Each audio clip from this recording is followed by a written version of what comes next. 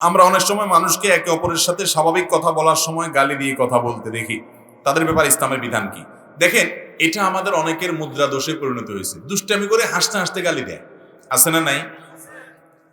যুবকদের মধ্যে এই রোগটা আজকাল প্রকট আকারে দেখা দিয়েছে যে এক দোস্ত আরেক দোস্তের সাথে আলাপ সালাপ করছে, রসিকতা করছে, রসিকতা করতে করতে অমুকের বাচ্চা তমুকের বাচ্চা বলে গালি দিয়ে ফেলতেছে।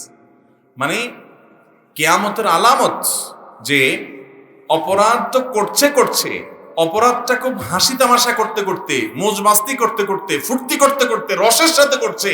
অপরাধ যদি কেউ করে, অপরাধ বোধ যদি তার মধ্যে থাকে যে আমি অন্যায় করছি, লজ্জা যদি থাকে, তাহলে আল্লাহর কাছ থেকে ক্ষমার আশা করা যায়। কিন্তু অপরাধ করছেন, আপনার হুঁশ নাই, আপনার দিশ নাই, আপনি অপরাধ করছেন মौज মাস্তি করতে করতে, এটা খুব ডেঞ্জারাস একটা সাইন। এই অপরাধ থেকে তো তওবা নসিব হবে না। আপনি যদি এটাকে গুনাহ মনে করেন তাহলে তো তওবা করতে পারবেন। হাসতে হাসতে অপরাধ করছেন। গালিগালাজ করে কথা বলা এটা কোনো মুসলমানের জন্য জায়েজ নাই। সাবাবুল মুমিন ফুসুক, নবী সাল্লাল্লাহু আলাইহি ওয়াসাল্লাম বলেছেন, ঈমানদারকে গালি দেওয়া এটা গুনাহের কথা, এটা পাপের কথা, এটা অপরাধের কথা। এর কারণে আপনার আমলনামায় গুনাহ লেখা হয়। কিয়ামতের ময়দানে প্রতিটা গালির জন্য আপনার বিচার করা হবে। অতএব ভাইরা আমার, রসিকতা করে, দুষ্টমি করে, ফাজলামি করে, কথার ছলে কথা বলতে বলতে অমুকের বাচ্চা তমুকের বাচ্চা, এটা হয়েছে সেটা হয়েছে, বিশেষ করে গ্রামাঞ্চলে এইগুলো দেখা যায় প্রচুর পরিমাণে, যে কথায় কথায় মানে গালি দিয়া কথা বলে। একটা ফালতু কথা, গালি ছাড়া কথা বলবে না। একজন মনে করেন রাস্তা দিয়ে যাচ্ছে, একটা ইট সে দেখে নাই, উষ্ঠা খাইছে, পায়ে ব্যথা পাইছে, এবার ইটের মা বাপ শুদ্ধ গোষ্ঠীর দূরে গালি গালাজ করে, আছে না নাই? একটা জিনিস হাতে নিবে, বারবার চেষ্টা করছে, হাতে উঠে না, মিস্টেক হয়ে যায়, তো এবার ওইটা 14 গোষ্ঠী ধরে গালি গালাজ শুরু করে, হাতে উঠে না কেন, আছে না নাই? নবী করিম সাল্লাল্লাহু আলাইহি ওয়াসাল্লাম বলেছেন, যে ব্যক্তি কোনো বস্তুকে অভিশাপ দেয়, সে বস্তুটা যদি অভিশাপ পাওয়ার উপযুক্ত না হয়, তাহলে সেই অভিশাপটা, সে আল্লাহর গজবটা ওই ব্যক্তির উপরে আইসা পড়ে। আমাদের জিন্দেগিতে শান্তি কেন উঠে গেছে? এই যে এইভাবে জায়গায় জায়গায় আমরা হারামে লিপ্ত হয়ে গেছি। অতএব কথায় কথায় গালিগালাজ করা, এমনকি রসিকতা মজা করে গালিগালাজ করা, এটা একটা অসভ্যতা, এটা একটা বর্বরতা, এটা একটা মূর্খতা, এবং এটা একটা জাহিলি স্বভাব। এই মূর্খতা সুলভ আচরণ থেকে আল্লাহ আমাদেরকে বেঁচে থাকার তৌফিক দান করুন। নবী করিম সাল্লাল্লাহু আলাইহি ওয়াসাল্লাম বলেছেন, লাইসাল মুমিনু বিল লাআন ওয়ালা তুআন ওয়াল ফাহিশ ওয়াল বাযী। ঈমানদার কখনো গালিবাজ হবে না, কথা কথা গালিগালাজ করবে না। আল্লাহ আমাদেরকে সভ্য, ভদ্র, আখলাকি, সুন্দর আচরণকারী ঈমানদার হওয়ার তৌফিক দান করুন।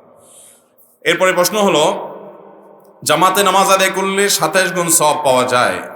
যদি আমি জামাতে নামাজ পড়তে না পারি এবং আমার সাথে জামাত করার জন্য কেউ না থাকে, তাহলে যে ব্যক্তি জামাতে নামাজ আদায় করে ফেলেছেন, সে কি আবার আমার সাথে জামাতে নামাজ আদায় করতে পারবে?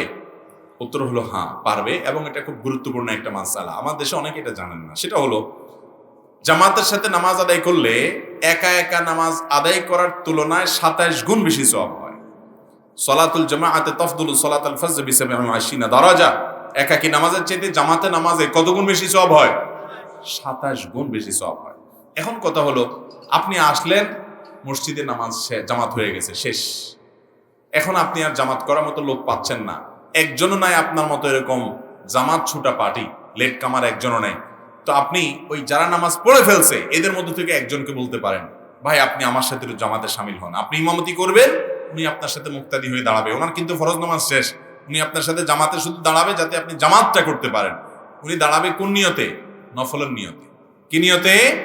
নফলের নিয়তে। ওনারটা নফল হয়ে যাবে, আপনার সাথে দাঁড়াবে। হ্যাঁ, যদি এমন নামাজ হয় যেমন ফজরের পরে কোনো নফল নাই, আসরের পরে নফল নাই, তাহলে ভিন্ন কথা। বাকি অন্যান্য নামাজগুলোতে এরকম ব্যক্তিকে পাশে নিয়ে আপনি জামাতে নামাজ পড়তে পারেন, তাতে আপনি আল্লাহর কাছে জামাতের সওয়াব পাবেন বলে আশা করা যায়। জন্ম নিয়ন্ত্রণ পদ্ধতি কি এবং কোন পদ্ধতি অবলম্বন করা যাবে? ভাইরা আমার, জন্ম নিয়ন্ত্রণ পদ্ধতি অবলম্বন করা জায়েজ শর্ত সাপেক্ষে। প্রথম শর্ত হলো, জন্ম নিয়ন্ত্রণের উদ্দেশ্য হতে হবে গ্রহণযোগ্য। সেটা কি? হয়তো কোনো কারণে ভদ্র মহিলার একটা বাচ্চা আছে, এখন আরেকটা বাচ্চা উপর্যুপরি হয়ে গেলে 2টা বাচ্চা মানুষ তিনি করতে পারবেন না, এরকম কোনো জায়গায় আছে না, একাকী স্বামী স্ত্রী, কথার কথা। অথবা একটা বাচ্চা আছে, এখন এই মুহূর্তে আরেক বাচ্চা হলে এটাকে ধরার মতো, রাখার মতো লোক নাই, হেল্প করার মতো লোক নাই, কষ্টে থাকবে, শহরে বসবাস করে, কথার কথা। অথবা ধরুন এই মুহূর্তে বাচ্চা হলে বাচ্চার মার জীবন হুমকির মধ্যে পড়তে পারে, তিনি অসুস্থ, অসহনীয় কষ্ট হয়, অনেক মহিলারা আছে, তাহলে সেক্ষেত্রে গ্যাপ দেওয়ার প্রয়োজন হলো। তাহলে এই সমস্ত উদ্দেশ্যে জন্ম নিয়ন্ত্রণ করা জায়েজ আছে। কিন্তু আমাদের সমাজে বেশিরভাগ মানুষ জন্ম নিয়ন্ত্রণ করে উদ্দেশ্য হলো যে আমার ইনকাম কম, রুজি রোজগার কম, বেতন কম, তো এখন জন্ম নিয়ন্ত্রণ না করলে পোলাপান আরেকটা হলে খাবেটা কি, খাওয়াবোটা কি, এই উদ্দেশ্যে যদি জন্ম নিয়ন্ত্রণ করে, এই চিন্তা থেকে যদি জন্ম নিয়ন্ত্রণ করে, সেটা হারাম বা নাজায়েজ হওয়ার ব্যাপারে কারোর কোনো দ্বিমত কেন? কারণ সেটার মানে হলো আপনি আল্লাহকে রাজ্জাক হিসাবে বিশ্বাস করতেছেন না। আল্লাহ বলছেন ওয়ামা মিন দাব্বাতিন ফিল আরদি ইল্লা আলাল্লাহি, আল্লাহর জমিনে যত প্রাণী আছে সবার রিজিকের দায়িত্ব কে নিয়েছেন? আল্লাহ বলেছেন যে লা তাকতুলু আওলাদাকুম খাশিয়াতা ইমলাক নাহনু নারযুকুহুম ওয়া ইয়্যাকুম, তোমাদের সন্তানদেরকে কি খাওয়াবা এই চিন্তা থেকে হত্যা করো না, ভ্রূণ হত্যা করবা না। এটাও মানুষ হত্যা করা। আমরা অনেকে খুন করি না, মানুষ খুন করি না, নামাজ কালাম পড়েন মুসলমান, মানুষ খুন, ওরে বাবা এটা জীবন আপনি করেন নাই, কিন্তু ভ্রূণ হত্যা করছেন, মায়ের গর্ভে থেকে সন্তানকে ধ্বংস করছেন ওষুধ দিয়া, আছে না নাই এই রোগের রোগী, এটাও মানুষ হত্যা করার শামিল। আল্লাহ বলেছেন তোমাদের সন্তানদেরকে হত্যা করবা না, তোমরা খানা কি দিবা এই ভয়ে, আমি তোমাদেরকেও খাওয়াবো তাদেরকেও খাওয়াবো। কে খাওয়াবেন? আল্লাহ খাওয়াবেন। যত পশু পাখি পৃথিবীতে আছে তাদের রিজিক আল্লাহ তাআলা দেয় কি দেয় না? তাহলে আপনি আশরাফুল মাখলুকাত, আপনার রিজিকও আল্লাহ তাআলা দিবেনই দিবেন। অতএব রিজিকের চিন্তা থেকে জন্ম নিয়ন্ত্রণ করলে সেটা জায়েজ হবে। জন্ম নিয়ন্ত্রণ জায়েজ হওয়ার জন্য দ্বিতীয় শর্ত হলো পদ্ধতি হতে হবে অস্থায়ী। স্থায়ী পদ্ধতি এটা অবলম্বন করা জায়েজ নেই, যেমন লাইগেশন বা এ জাতীয় কোনো আপনার জন্ম নিয়ন্ত্রণ পদ্ধতি যে পরিপূর্ণভাবে স্থায়ীভাবে বাচ্চা নেয়ার ক্ষমতাই বন্ধ করে ফেলা, শেষ করে ফেলা, এটা জায়েজ নাই, হারাম। কারণ যে কোনো মুহূর্তে আপনার সন্তানের প্রয়োজন হতে, আল্লাহ আপনাকে 2টা বা 3টা সন্তান দিয়েছেন, 2টাই মারা গেল, 3টাই মারা গেল, এরপরে কি হবে? আল্লাহ না করুন একটা দুর্ঘটনা এরকম ঘটতে পারে কি পারে না? অতএব স্থায়ীভাবে জন্ম নিয়ন্ত্রণ করা জায়েজ নাই। ভাইরা আমার, আমাদের দেশে যেসব মিথ্যা কথা খুব জনপ্রিয়, এই জনপ্রিয় মিথ্যা কথাগুলোর ভিতরে একটা হলো ছোট পরিবার সুখী পরিবার। ছোট পরিবার সুখী পরিবার, ছোট পরিবার নাকি সুখী পরিবার হয়।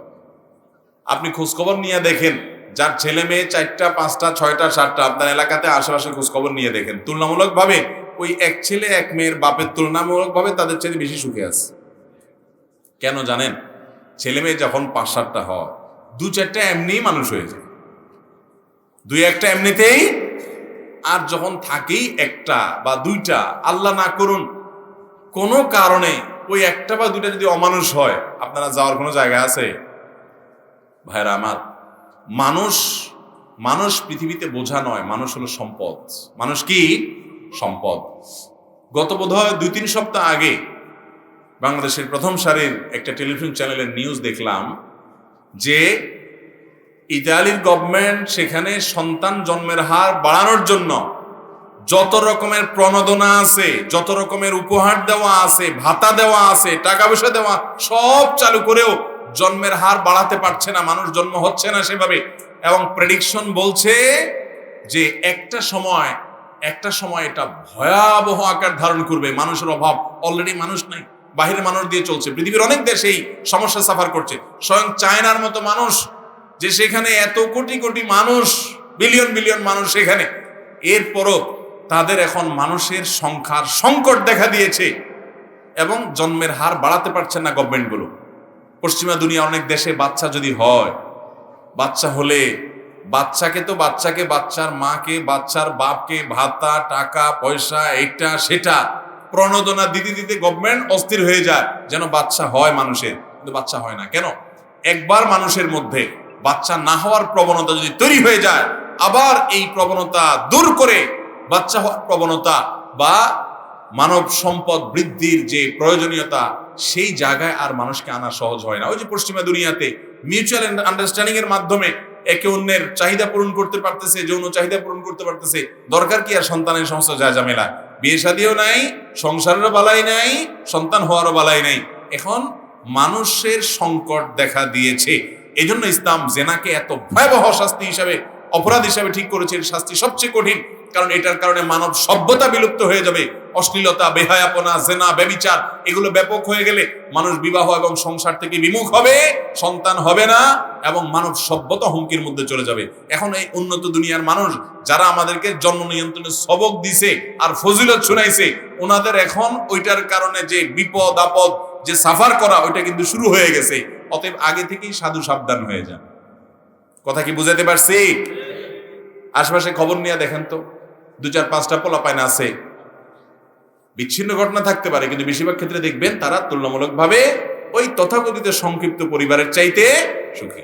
ছেলে আছে 1টা বা 2টা, মেয়ে আছে 1টা বা 2টা। ছেলে চলে গেছে আমেরিকা পড়ালেখা করতে, মেয়ে গেছে কানাডা পড়ালেখা করতে, বুড়াবুড়ি ঠুসি করে ঘরে ঘুরে একা। ঠিক না ভাই? ঠিক। আল্লাহ তাআলা আমাদেরকে বুঝার তৌফিক দান করুন। এরপরে প্রশ্ন হলো, নারায়ে রিসালাত ইয়া রাসূলুল্লাহ, এই তাকবীর দেওয়া যাবে কিনা? দেখুন, নারা মানে হলো ধ্বনি। নারা মানে কি? ধ্বনি, আওয়াজ। নারায়ে তাকবীর মানে হলো তাকবীরের ধ্বনি দাও, অর্থাৎ আল্লাহু আকবারের আওয়াজ দাও, তখন সবাই আল্লাহু আকবার বলে, তাই না?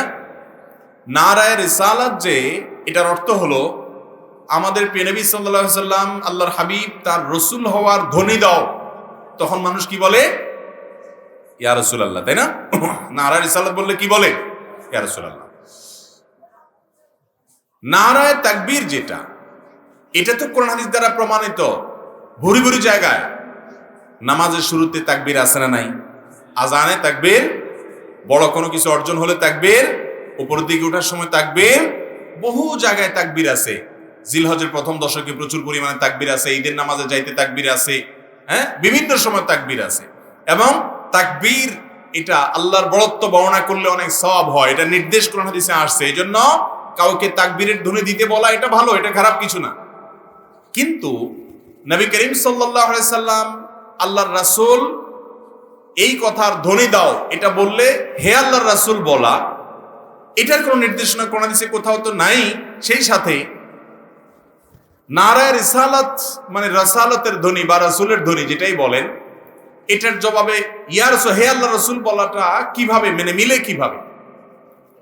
তারপরেও যদি আপনি টেনে টুনে বলেন ঠিক আছে, মানে তাকে আল্লাহ রাসূল হিসেবে আমরা স্বীকার করছি, সেটা আমরা বললাম, তাহলে আমার প্রশ্ন হলো, ইয়া রাসূলুল্লাহ বলছেন, রাসূল আকরাম সাল্লাল্লাহু আলাইহি ওয়াসাল্লাম কি এখানে উপস্থিত আছেন? তাহলে আপনি ইয়া রাসূলুল্লাহ কোন হিসেবে বলছেন? আপনি যে দুরূদ পড়তেছেন নামাজের মধ্যে, সেই দুরূদেও তো নবী সাল্লাল্লাহু আলাইহি ওয়াসাল্লাম শিখান নাই। আল্লাহুম্মা সাল্লি আলা মুহাম্মাদ ওয়া আলা আলি মুহাম্মাদ শিখাইছেন। তার কবরের পাশে, তার রওজার পাশে যান, সেখানে গিয়ে ইয়া রাসূলুল্লাহ বলেন, সেটা একটা ব্যাপার। কিন্তু আপনি দূর থেকে বসে ইয়া রাসূলুল্লাহ বলতেছেন। আমার দেশে অনেক মানুষ আছে যারা নবী করিম সাল্লাল্লাহু আলাইহি ওয়াসাল্লামকে হাজির নাজির মনে করে। তারা মনে করে নবী সাল্লাল্লাহু আলাইহি ওয়াসাল্লাম যে কোনো জায়গায় উপস্থিত, এবং এই জন্য অনেকে দেখবেন মিলাদে কিয়াম করে দাঁড়িয়ে যায়, নবীর জন্য চেয়ার রেখে দেয় যে উনি হাজির হয়ে গেছেন। এই আকীদা আহলুস সুন্নাহ ওয়াল জামাআর আকীদার পরিপন্থী, এবং এই আকীদা অনুযায়ী নবী করিম সাল্লাল্লাহু আলাইহি ওয়াসাল্লামকে হাজির নাজির মনে করা শিরকুন আকীদা। অতএব ওই আকীদা থেকে যদি কেউ ইয়া রাসূলুল্লাহ বলে এবং এই ধ্বনি সে দেয়, তাহলে সেটা বুঝতে হবে যে সরাসর বিভ্রান্তি, এবং এই ধ্বনি জায়েজ নাই। জামিয়া বিন্নুরি টাউন করাচির একটা ফতোয়া, পাকিস্তানের স্বনামধন্য দ্বীনি শিক্ষা প্রতিষ্ঠান, তারা এটাকে সরাসর নাজায়েজ বলেছেন, যে নারায়ে রাসূলুল্লাহ ইয়া রাসূলুল্লাহ এরকম কোনো ধ্বনি দেওয়া জায়েজ নাই। সবচেয়ে বড় কথা হলো ভাই, নবী করিম সাল্লাল্লাহু আলাইহি ওয়াসাল্লামের সাহাবীরা বিভিন্ন যুদ্ধের সময় ধ্বনি দিছেন না দেন নাই? তাকবীর দিছেন না দেন নাই? কোন তাকবীরে, কোন নারাতে তাকবীর ছাড়া এই নারায়ে রিসালাতের কোন ধ্বনি কোন সাহাবী দিছেন কিনা দেখেন তো, একটু বাইর করেন তো। এটা জাল হাদিসই বাইর করেন না যে নারায়ে রিসালাত বলছে সাহাবীরা ইয়া রাসূলুল্লাহ বলে উঠছে, আছে কিনা? যদি না থাকে তো আপনি এটা কোত্থেকে পাইছেন?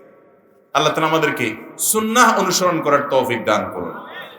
আল্লাহকে আল্লাহর পর্যায়ে রাখতে হবে। আল্লাহর সাথে তুলনার যোগ্য পৃথিবীতে আর কেউ, পৃথিবী কেন কোথাও নাই, আল্লাহ সৃষ্টি জগতে আর কেউ না, সবাই সৃষ্টি। আল্লাহ হলেন তার বক্তব্যে এমন ভাবে বলছে যে আল্লাহ এবং তার রাসূল সাল্লাল্লাহু আলাইহি ওয়াসাল্লামকে এমন ভাবে উপস্থাপন করছে যে মনে হচ্ছে দুই সত্তা সমপর্যায়ের, নাউজুবিল্লাহ। নবী করিম সাল্লাল্লাহু আলাইহি ওয়াসাল্লাম ওই লোকটাকে ডেকে বলছেন, বিসাল খতিব আনতা, তুমি খুব বাজে বক্তা, কারণ তুমি আমাকে আল্লাহর সমপর্যায়ে নিয়ে গেছো। আর নবী করিম সাল্লাল্লাহু আলাইহি ওয়াসাল্লাম বুখারী হাদিসে বলেছেন, লা তুতরুনি কামা আতরাতিন নাসারা ইবনে মারইয়াম, খ্রিস্টানরা যেরকম ইবনে মারইয়ামকে, ঈসা আলাইহিস সালামকে নিয়ে সীমালঙ্ঘন করেছে, তাকে আল্লাহর পুত্র বানায় দিয়েছে, আমার মর্যাদা যা আছে তা বলো, সীমালঙ্ঘন করতে গিয়ে আমাকে আল্লাহর পর্যায়ে নিয়ে যাবা না। এই জন্য ভাইরা আমার, নারায়ে তাকবীর বা তাকবীরের ধ্বনি দেওয়া তো বহু হাদিস দ্বারা প্রমাণিত, স্বয়ং কোরআন দ্বারা প্রমাণিত। আল্লাহ বলেছেন ওয়া রাব্বাকা ফাকাব্বির, আর আপনার রবের তাকবীর বর্ণনা করেন। তাহলে তাকবীরের ধ্বনি দেওয়ার নির্দেশ স্বয়ং কে দিয়েছেন? আল্লাহ দিয়েছেন। কিন্তু নারায়ে রিসালাত বা রিসালাতের ধ্বনি আবার কি রিসালাত তো ধনী নেই, রিসালাতের উপরে ঈমান আনতে হবে, নবী করিম সাল্লাল্লাহু আলাইহি সাল্লামকে রাসূল হিসেবে বিশ্বাস করতে হবে, তার আনুগত্য করতে হবে, তার অনুসরণ করতে হবে। কিন্তু তার জন্য আলাদা কোনো ধনী কোরআন হাদিসের কোথাও উল্লেখ, কোরআন হাদিস যদি উল্লেখ না থাকে এটার নাম হলো জাল, ভিত্তিহীন ভেজাল। এই ভেজাল জিনিস নিয়ে আল্লাহর কাছে নাজাত পাওয়া যাবে। আল্লাহ আমাদেরকে বুঝার তৌফিক দান করুন। আমাদের অনেক ভাইরা আছেন এই কথা শুনে হয়তো রাগ হয়ে যাবেন, উল্টাপাল্টা বলবেন, কিন্তু তারা নিজের বিবেককে একটু জিজ্ঞাসা করেন, এই নারায়ে রিসালাত ইয়া রাসূলুল্লাহ এরকম কোন ধ্বনি দেওয়ার কথা কোরআনে হাদিসে সাহাবীদের কোন আমলে আছে? আমরা মুহাম্মদ সাল্লাল্লাহু আলাইহি ওয়াসাল্লামের প্রতি ঈমান আনতে হবে এবং তার ইত্তেবা করতে হবে, তার মহব্বত করতে হবে, তার মহব্বত সবকিছুর উপরে রাখতে হবে, তার হক আদায় করতে হবে। তাই বলে ধ্বনি দেওয়ার বা জিকির করার কোনো নির্দিষ্ট আমাদেরকে দেওয়া হয় নাই। তাছাড়া এরকম কোনো ধ্বনি কোন হাদিস দ্বারা সাবিত না। আল্লাহ আমাদেরকে বুঝার তৌফিক দান করুন। জাযাকুমুল্লাহু খায়রা ওয়া আখিরু দাওয়ানা আলহামদুলিল্লাহি রাব্বিল আলামিন। তালাক দেওয়ার পর এই বউকে আবার কিভাবে গ্রহণ করতে পারবে? পুনরায় তালাক দেওয়ার পর যদি স্ত্রীকে পুনরায় ফেরত নিতে হয়, তার সাথে পুনরায় সংসার করতে হয়, তাহলে তালাক দিতে হবে সুন্নাহসম্মত তালাক। কোন তালাক? সুন্নাহসম্মত তালাক। সুন্নাহসম্মত তালাক দিলে 10 বছর 20 বছর পরেও চাইলে আবার সংসার করা যাবে। আমরা এই সিস্টেম জানি না, যার কারণে এমন ভাবে তালাক মারে যে এরপরে আর ফেরত নেওয়ার কোনো রাস্তা খোলা থাকে না। জিদের চোটে এমন মারা মারে, পরে এবার সারা জীবন বসে বসে কান্দে, আর কাজ হয় না। সুন্নাহসম্মত তালাক হলো কোন স্বামী স্ত্রীর মধ্যে যদি বনিবনা না হয়, ওই যে প্রথমে তারা নিজেরা চেষ্টা করবে, এরপর মুরব্বিদেরকে দিয়ে চেষ্টা করাবে, সেটাতেও যদি না হয় তাহলে সেক্ষেত্রে তারা যদি দেখে যে বিয়ে টিকে থাকতে গেলে আল্লাহর অবাধ্য হয়ে যেতে হবে, গুনাহ হয়ে যাবে, খুনাখুনি হয়ে যেতে পারে, নাজায়েজ কাজ হয়ে যেতে পারে, তখন তালাকে যদি যেতেই হয় তাহলে স্বামী স্ত্রীর শারীরিক সম্পর্ক হয় নাই, মাসিকের পরে নতুন কোনো পিরিয়ড, মাসিকের পরে পবিত্রতার যে পিরিয়ড সেটা যখন শুরু হবে, পবিত্র হবে, শারীরিক সম্পর্ক হওয়ার আগে এক তালাক দিবে। কয় তালাক? এক তালাক। এখন কয় তালাক দেয় মানুষ? কিসের 3 তালাক? 3000 তালাক বলে। মহিলারা একলা তালাক দেয় না, মহিলার বাপ মা 14 গোষ্ঠীরে একসাথে তালাক মারে। এগুলারে শুধুমাত্র রশি দিয়া বাইন্দা মাথাতে পা পর্যন্ত পিটানো উচিত। এটা ফাইজলামতির একটা সীমা আছে। তো তোমার যদি তার সাথে সংসার করার নিয়ত না থাকে তাহলে সংসার থেকে বিচ্ছিন্ন হওয়ার পদ্ধতি ইসলাম শিখাইছে না শিখায় নাই? অতএব সেক্ষেত্রে সীমা লঙ্ঘন করা যাবে না। অতএব একটা তালাক দিয়ে ছেড়ে দিতে হবে, শেষ। এর মধ্যে 3 মাস সময় থাকবে। দেখেন ইসলাম কত সুন্দর। 3 মাসের ভিতরে যদি মনে হয় না ঠিক আছে আমরা আবার বোঝাপড়া করে একত্র থাকবো, স্ত্রী তার ভুল বুঝতে পারছে, স্বামী তার ভুল বুঝতে পারছে, ঠিক আছে, তারা নিজেরা আবার একসাথে হয়ে সংসার করতে চায়, উভয় পক্ষ রাজি, আলহামদুলিল্লাহ, এই সুযোগ আছে। কিন্তু 3 মাস অতিক্রম করে চলে গেছে। কয় মাস? 3 মাস। তাহলে সম্পর্ক এখন আর নাই। কিন্তু চাইলে এবার বিয়ের মাধ্যমে নতুন করে 3 মাস কেন, 3 মাস পরে যদি একটা তালাক দিয়ে ফেলে রাখছে কিন্তু আর দেয় নাই, কিন্তু এবার যদি দেয় 3 মাস পরে অটোমেটিক সম্পর্ক ছিন্ন হয়ে গেল, দুইজন দুদিকে বিয়ে করতে পারবে যে কাউকে। এখন আর স্বামী স্ত্রী নাই তারা। এরপরে 10 বছর 20 বছর পরেও, 2-4 বছর পরেও যদি আবার তারা একত্র থাকতে চায়, যেহেতু তালাক একটা দিছে এই জন্য আবারও নিজেরা বিয়ে করে একত্র হতে পারবে, এই সুযোগ আছে। কয়জন এইভাবে তালাক দেয় বলেন? যখন রাগ ওঠে মাথা, বৌতব্য বোর 14 গোষ্ঠী সহ তালাক মারে। আল্লাহ তাআলা আমাদেরকে বোঝার তৌফিক দান করুন। আমরা অনেক সময় দেখি মসজিদে জামাত চলে, কিন্তু অধিকাংশ মানুষ নামাজ পড়া ছাড়া মসজিদের আশেপাশের দোকানগুলোতে বসে থাকে। তাদের সম্পর্কে ইসলামের বিধান কি? খুবই ডেঞ্জারাস এবং ভয়াবহ ব্যাপার। ভাইরা আমার, এমনিতে যদি মানুষ নিজেকে মুসলমান দাবি করে আর নামাজ না পড়ে, অনেক ইমামদের মতে সে মুসলমানই না, দাবি করলে তো হবে না। সৌদি আরবের উলামায়ে কেরামের তো মত হলো যে যদি কোনো মানুষ ইচ্ছাকৃত ঠান্ডা মাথায় নামাজ না পড়ে, দোকানে বসে আছে, আড্ডা মারতেছে, খেলাধুলা দেখতেছে, নামাজ পড়ার কোনো খোঁজ খবর নাই, পড়েই নেই, তাহলে ইচ্ছাকৃতভাবে নামাজ তরককারী ব্যক্তিকে অনেক ইমামরা বলেছেন কাফের। সে ইসলামী নাই, মুসলমানই থাকে না, আর কাফের হয়ে যায়। যদিও ইমাম আজম আবু হানিফা রাহিমাহুল্লাহ সহ আর অনেক ইমামের মতে তার ভিতরে যদি অপরাধ বোধ থাকে যে নামাজটা পড়া উচিত, না পড়ার কারণে সে গিলটি ফিল করে যে না ঠিক আছে শুরু করব, আল্লাহ আমাকে মাফ করুক, তাহলে সে কাফের হবে না। কিন্তু সে যে কাজটা করছে এটা কাফেরের কাজ, এটা কুফরি, এই ব্যাপারে পৃথিবীর কোন আলেমের কোনো সন্দেহ মুসলমান নামাজ না পড়লে তার ইসলামে কোনো হিস্সা থাকে না, আমার কথা না, খলিফাতুল মুসলিমিন ওমর রাদিয়াল্লাহু তাআলার কথা, লা হাজ্জা ফিল ইসলাম লিমান তারাকা সালাহ, যে নামাজ ত্যাগ করে ইসলামে তার কোনো হিস্সা বা অংশ থাকে। এজন্য আমার দোকানদার ভাইরা, আমাদের এই অঞ্চলে একটু বেশি, অন্যান্য এলাকাতেও আছে, মসজিদের আশেপাশে অনেক দোকানদাররা নির্লজ্জের মতো, মসজিদে জামাত হয়, মুসলমানের সন্তান কেনাবেচায় ব্যস্ত, বসে আছে, মাছি মারতেছে। আরে ভাই, একজন অন্য বেনামাজির সাথে মসজিদের আশেপাশে দোকান আছে, মসজিদের আশেপাশে বাজার, এখানকার মানুষদের বসে থাকা দুইটা তো একরকম না। এটা তো ডাইরেক্ট আল্লাহর বিধানের সাথে বিদ্রোহ করার মতো দেখা যায়। অতএব এই নির্লজ্জ কাজ করা মানুষ নিজেকে কখনো ইমানদার এবং মুসলমান দাবি করার নৈতিক অধিকার রাখেন। আমার কথা কি বুঝতে পারছেন? অতএব মসজিদের আশেপাশে যে সমস্ত দোকানদাররা আছেন, তারা বেনামাজি হলে তাদের শাস্তির পরিমাণ বেশি হবে। মনে রাখবেন, কত দোকানদার আমরা দেখেছি যে তাদের দোকানদারের জীবন শেষ কবরের দিকে হাঁটা দিয়েছে। ছিল কি ছিল না বলেন? অতএব আমাদের সবাইকে চলে যেতে হবে। আল্লাহ তাআলা আমাদের সবাইকে ৫ ওয়াক্ত নামাজের গুরুত্ব বোঝার তৌফিক দান করেন। ইমানদার কখনো নামাজ তরক করতে পারে না। আমাদের অত্র মসজিদে ও মাদ্রাসা সংলগ্ন একাধিক দোকানদার বেশিরভাগ সময় উচ্চস্বরে গান বাজায়, যা আমাদের জন্য অত্যন্ত কষ্টকর। উচ্চস্বরে গান শোনা ও শোনানোর ব্যাপারে কোরআন ও সুন্নাহর বিধান জানতে চাই। দেখুন, মসজিদ মাদ্রাসার আশেপাশে যারা বসবাস করেন তাদের দায়িত্ব অনেক বেশি হয়ে যায়, তাদের দায়িত্ব অনেক অনেক বেশি হয়ে যায়। তারা যদি এখানে থেকে মসজিদ মাদ্রাসার অধিকার নষ্ট করেন, পরিবেশের অধিকার নষ্ট করেন, আপনি এখানে মানুষ নামাজ কালাম পড়বে, তাদের নামাজে ব্যাঘাত সৃষ্টি করেন, বাচ্চারা মাদ্রাসায় পড়ালেখা করবে, সেটা ব্যাঘাত সৃষ্টি করেন, তাহলে সেক্ষেত্রে সামাজিকভাবে তাদেরকে বাধা দিতে হবে। অন্যায় কাজে বাধা দেওয়া এটা আমাদের উপরে কর্তব্য। আর যারা এই কাজটা করছেন, একজন সাধারণ গান শোনা মানুষ, একজন সাধারণ হারাম শোনা মানুষ, তার সাথে আপনার পার্থক্য হলো আপনি আল্লাহর ঘরে ইবাদত করতে, জিকির করতে আপনি বাধা দিচ্ছেন, আল্লাহর ঘরের অসম্মান করছেন। এটার কারণে ঈমান পর্যন্ত চলে যাওয়ার আশঙ্কা আছে। যদি সে উদ্দেশ্য হয় ঈমান পর্যন্ত চলে যেতে পারে। ওমান আযলামু মিম্মান মানা মাসাজিদাল্লাহি আন ইউযকারা ফিহা, আল্লাহ তাআলার ঘরে আল্লাহর নাম নিতে বাধা দেয়, মসজিদে মাদ্রাসাতে বাচ্চাদের কোরআন হাদিস শিখতে বাধা সৃষ্টি করে, পরিবেশগতভাবে আপনার বিপত্তি সৃষ্টি করে, এর চেয়ে বড় জালিম আল্লাহর জমিনে কে আছে? অতএব দোকানদার ভাইরা, আল্লাহকে ভয় করেন, আল্লাহকে ভয় করেন এবং এই অন্যায়কে ত্যাগ করেন। বুকটা প্রকম্পিত হওয়া উচিত আল্লাহর ভয়। আল্লাহ তাআলা আমাদের ভাইদেরকে হেদায়েত দান করুন। এরপরে প্রশ্ন হলো, আমাদের এলাকাতে অনেকেই গাছ লাগায় তাদের জায়গাতে, কিন্তু পরবর্তীতে গাছের ডাল অন্যের জায়গায় যায় এবং এতে কৃষি ফসল সহ অন্যান্য জিনিসের ক্ষতি হয়। গাছের মালিককে বললে গাছের ডাল কাটায় না, বরং এটা নিয়ে অনেক ঝগড়াঝাটি হয়। এটা তো অবশ্যই উচিত না ভাই। নবী করিম সাল্লাল্লাহু আলাইহি ওয়াসাল্লাম বলেছেন, লা ইউমিনু মান লা ইয়ামানু জারুহু বাওয়াইকাহু। ওই ব্যক্তি ঈমানদার না, ওই ব্যক্তি মুসলমান না যার প্রতিবেশী, তার পাশের জমিওয়ালা, পাশের বাড়িওয়ালা, পাশের ঘরওয়ালা, পাশের দোকানদার, তার আশেপাশে থাকা মানুষগুলো তার অনিষ্ট থেকে, তার ক্ষতি থেকে, তার যে ক্ষয়ক্ষতি আছে এটা থেকে রক্ষা পায় না, অর্থাৎ সে প্রতিবেশীদের ক্ষতি করে, এই ব্যক্তি ঈমানদার হতে পারে। আপনার গাছের ডাল তার জমির উপরে এমন ভাবে পড়ছে যে ছায়া হয়ে ওখানে আর কিছু হয় না, অথবা তার ক্ষতির কারণ হয়, জায়গা গোড়াটা আপনার এখানে কিন্তু পুরোটা গাছ সেখানে জুগায় রাখছেন, তো এর কারণে আপনার প্রতিবেশীর ক্ষতি হচ্ছে, এটা কোনো ঈমানদারের স্বভাব হতে পারে?